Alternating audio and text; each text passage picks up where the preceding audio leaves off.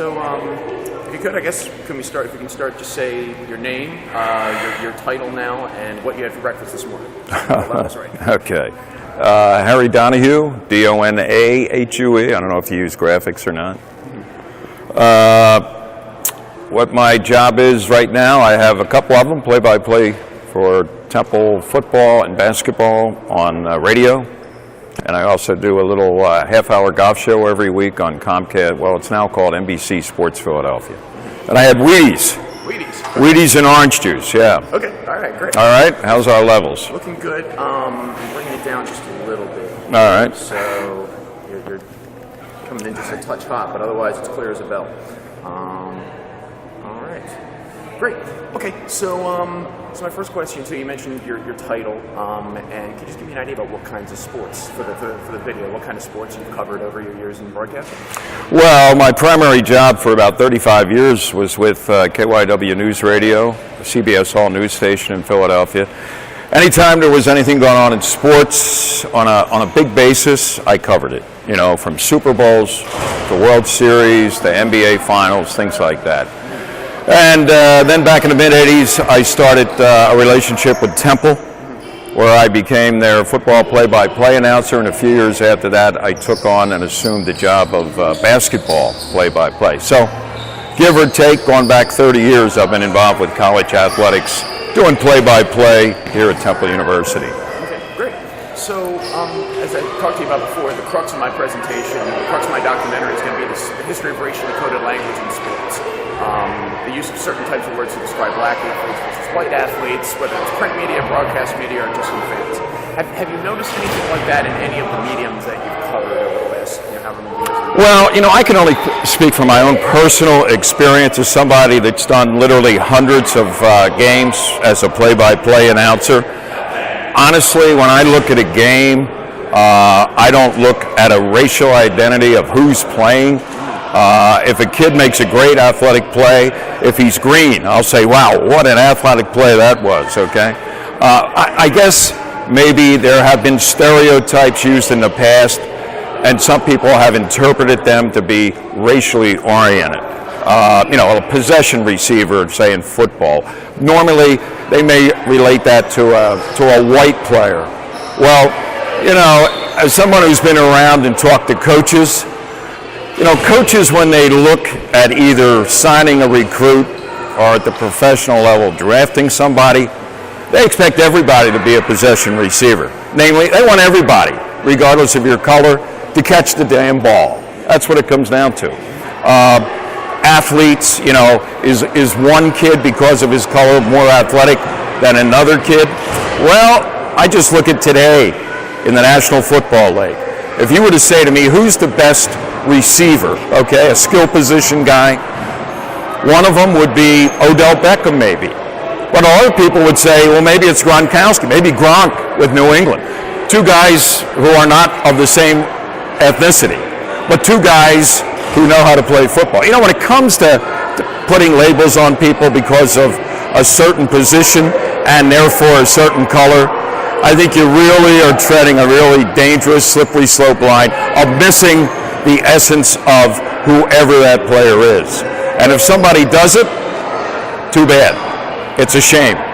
But I think most people in my role don't see it that way at all. Maybe fans do. I don't know too many announcers that do. It's a little bit tricky because, as you said, you know, it's not something that you've noticed exponentially over your career. Do you think that it's something that's gotten better over time, though? Like, that people are less likely to refer to athletes in those terms, divided by those racial lines? Okay, that's assuming that they did it more frequently in the past than it's done now, and I don't know if that's true.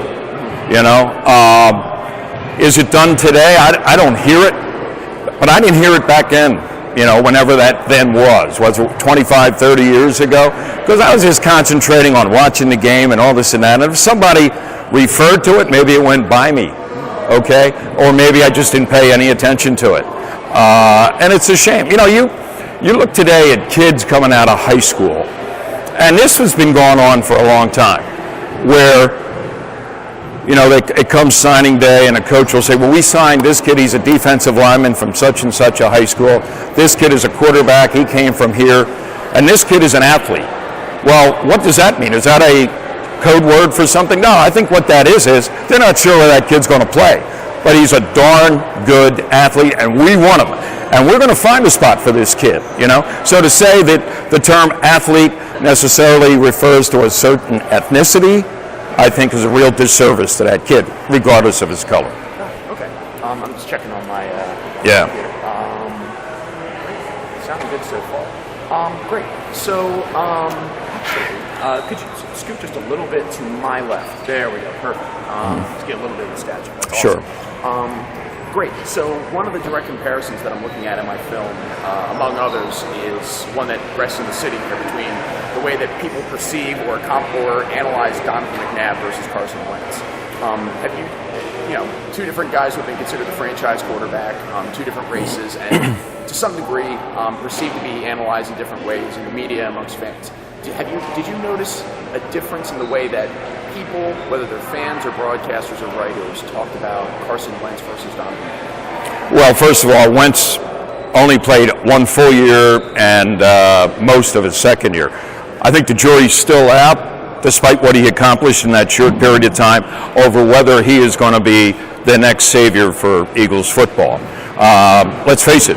When Donovan McNabb was drafted out of Syracuse, and a lot of people didn't like the draft pick simply because I don't think it had anything to do with his ability as a quarterback, but they didn't think he was the best player available at the time, okay? And he overcame that. He didn't play right away. In fact, who was his mentor? It was Doug Peterson, okay? So, Donovan was a great athlete, and when I use that term athlete, he played multiple sports at Syracuse, played a little basketball too. And he was a great quarterback at Syracuse. He was a great quarterback in the NFL. His problem was he never won the big game for Philadelphia, and he had ample opportunity to do so. And at times he wasn't, he kind of, I thought, had a little bit of a chip on his shoulder going back to when he was booed on draft night, simply because, not they didn't like Donovan McNabb, they wanted somebody else.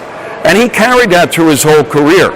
So I think any criticisms that Donovan may have expressed, a lot of them were self-imposed. We don't know that about comparing Carson Wentz to Donovan McNabb. I mean, the Eagles have had other black quarterbacks, okay, that nobody refers to anymore because they weren't that good. If you're getting criticized by a certain percentage of fandom, that means a lot of people like you and a lot of people don't. If you're 100% bust, nobody's going to draw the lines and say, compare this guy. Like Rodney Peete. You probably don't even know who Rodney Peete was. Rodney Peete was an Eagle quarterback starter in this town. He didn't deliver. So nobody's saying, well, what about Carson Wentz compared to Rodney Peete? Okay, even though Rodney, if you want to fit that ethnic profiling and say, well, how come people maybe look favorably on Carson Wentz and not on Rodney Peete? Well, it's because Rodney Peete wasn't as good as Carson Wentz. End of sentence. Yeah. Right, it's neither here nor there, but my dad was actually in favor of Rodney Peete over Bobby Coyne back in the day. So. Well, a lot of people probably were. My point being, though, you're not going to compare Rodney Peete to Carson Wentz or Nick Foles. I mean, let's face it, people are not even maybe going to refer Nick Foles and Carson Wentz on the same level. I mean, Carson Wentz hasn't won a Super Bowl in Philadelphia, but Nick Foles has. There was a specific incident in McNabb's career that I'm sure you recall, the Rush Limbaugh incident, where Rush Limbaugh had comments about him on ESPN, said, I think what we have here is a little social controversy. The media has always been desirous that a black quarterback do well. I don't know if you interacted with McNabb directly at any point during that time, but is that something that you think, when people refer to athletes like that, do you think that can impact them either on the field or mentally or anything like that? Do you think that might have impacted McNabb in any way, thinking about the way he was perceived? Yeah, I don't know if it impacted McNabb in any way. You know what? When you're a quarterback in the National Football League, you're going to get a lot of people in your corner and a lot of people against you, regardless of your ethnicity. If Rush Limbaugh criticized Donovan McNabb, you consider the source, and if you're a Rush Limbaugh fan, you probably accept it. If you're not, you don't. And if you're in the middle, you evaluate it for yourself. I'm not a big group thinker. I evaluate things on my own, okay? Now, Was what Rush Limbaugh said totally 100% accurate? No. Are there some people out there that were rooting for McNabb not to fail? Yeah, I think so. And I think everybody, if they're honest with themselves, would agree to that. But hey, that's a long time ago. Times have passed, and to bring it all up now as being, oh, well, that's why we have problems with the races? Come on. Really? I don't think so. Right. Understood. Okay. Yeah. So I want to talk about the way athletes might perceive the language. I know you said before you don't think that's something that you've had in your career, like using those type of words to describe different players. It's not something that's entered into your mind. For broadcasters that might have had that in the past, like who do have a tendency to do that kind of things, talk about like. Well, I think you're getting into the area of like, give me for instance, and I could comment on it. Do you know what I mean? I don't know. You mean like deliberately refer to a particular player as this? Not necessarily. With some sort of you know what he's talking about type of thing? It's even more like subconscious. Like, for example, like a lot of references, for a guy like Cam Newton or Russell Wilson, a player who, players who might have some modicum of football intelligence but are often, complimented for more so their athletic ability. Whereas a guy like Tom Brady is given breaks because of his lack of athletic ability, but he has, great work ethic. I don't know if Tom Brady's given any breaks. I mean, Tom Brady is arguably the greatest quarterback of all time. Why do you have to give a break to Tom Brady? He's won how many Super Bowls? 5? I mean, my goodness. I mean, once again, to compare Tom Brady, what he does for his team and what Newton does for his team are two different things. Tom Brady has a body of work that nobody in the history of the National Football League has done. Why should race have to come and get involved in that? He is what he is, There's a kid, and he's still playing. But he wasn't playing as a receiver at Kent State when Temple played them 10 years ago. His name was Julian Edelman. And Julian Edelman was a quarterback at Kent State. He played at New England. He wasn't even close to Tom Brady, but he helped Tom Brady win Super Bowls because Bill Belichick, in his infinite wisdom, found a role on that team for Julian Edelman to play. What was it? He was a wide receiver, but he also ran the ball occasionally out of a wildcat, things like that. And that's why I think, if you come to everything in life and look at it through the prism of certain, is it ethnicity or intelligence or whatever, you're missing out on a whole lot of things that are going on out there. And in fact, you're not fair to a guy like Julian Edelman or a Cam Newton, and especially a Tom Brady. Right. So for you, it's would it be fair to say that it's much more about, hey, fans will analyze a guy in certain ways based on their performance on the field, their success, versus, hey, they're predisposed racial thoughts. Like, it's much more about the. Let's bring it back to Philadelphia. If you win, you could be blue, and people are going to love you. Okay, that's what it comes down to. It's all about winning at any level. People say, oh, that's not right. Well, guess what? That's the way it is. And hey, there's nothing wrong with winning, is there? Except if you lose for a lot of people. And in Philadelphia, that's the way it is. If you're going to, be in a position to win and you lose, you're going to get booed in this town. Anybody who's ever played here will tell you that. And is that right or wrong? I don't know. Is it going to change? It's not going to change anytime soon.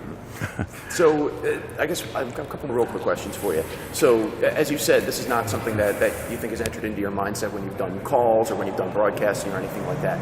If you're talking to a young journalist or young aspiring broadcaster and they want to be sensitive to this particular issue, they want to make sure, hey, if this isn't a problem, I want to make sure it's not a problem. I want to make sure that I'm not, being any sort of racially biased in my broadcasting. Is there any specific recommendations that you can give them? Any like actions that they can take or thought process they can go through to make sure that that's not something that they do? Yeah, it's the same thing whether you're talking about a situation of being sensitive to a particular player's ethnic background or socioeconomic background, or where they went to school. I think what you have to consider is just look at the player and what he does and how he performs, how he conducts himself. Forget about anything else. That's the most important thing. And you're not going to get trapped into maybe being accused of being, racially insensitive or insensitive to a player's background regardless of their race. Judge a player by what he does, how he performs on and off the court or playing field, and you'll never get in trouble. Okay, great. And real quick question for you then, and this is more open-ended. Considering the scope of my project and my documentary and everything like that, I'll leave it up to you. Is there any other points that you think would be important that you would like to make for a film like this, or any other like just general thoughts on the subject of like race in sports? Well, I mean, there's been an evolution since Jackie Robinson in the late 40s when he broke the color line in baseball and opened the way for other athletes of African American descent to enter into either a football relationship, basketball, whatever. I mean, baseball made news with Robinson, but then soon after that the floodgates opened, which was great. I think by now, how many years later, almost 70 years later, people are in a position not to judge anybody, not to code anybody based on their ethnic or racial background. And I think that's the way it should be. So, like I say, judge a player, a performer, by what they do, and not the color of their skin or where they grew up, what high school they attended. I mean, if you start getting into that, where do you draw the line? Where do you stop? I mean, I think people probably in the past have looked at athletes and say, well, he went to such and such a school, he grew up in this neighborhood, he was either benefited by that or detracted by that. Hey, here he is now on the stage, or she is now on the stage. Let's look at them, analyze them, assess them, and let that be your guide. So ultimately, it sounds like you think there's been significant progress that's been made in the last 7 years. There's been, I think, we are getting to, and have been at a point where anything else that enters into the way you evaluate a player is behind us, and that's the way it should be. Awesome, great. Yeah. Right, Okay. I think I've got everything I need. I'm just gonna make sure I got that. Stop recording. This is saved. Appreciate the Wheaties comment. That'll be front and center on my phone. No, that was awesome. I really appreciate it. So that sounded good. Pop those out. No live hit.